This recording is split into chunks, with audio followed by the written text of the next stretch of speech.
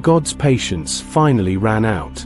It took 100 years to complete the building of the ark, and then came the day that changed everything. Animals began arriving, not driven by us, but walking calmly toward the ark as if called by an invisible voice.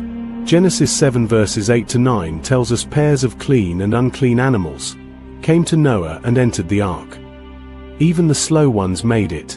Tortoises, giant sloths, different species of ants and flying creatures, everything you could name, they all came. I watched in amazement as lions walked peacefully beside lambs, as predators and prey moved together in supernatural harmony toward our vessel. The town's reaction was a mixture of wonder and stubborn disbelief.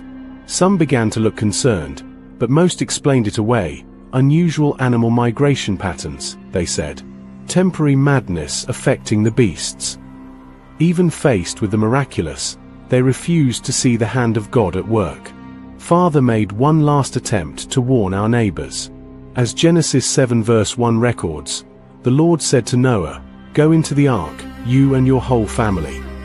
We begged our friends, our extended family, anyone who would listen to come with us.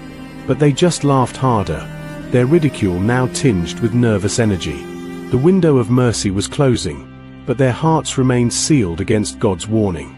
The moment we entered the ark, something supernatural occurred.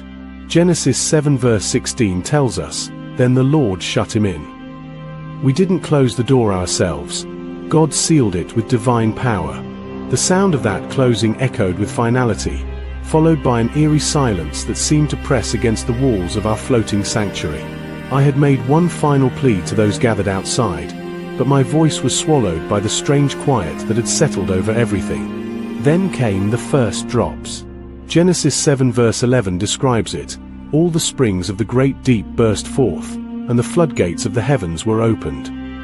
Water began falling from the sky, that impossible thing our neighbors had mocked for over a century.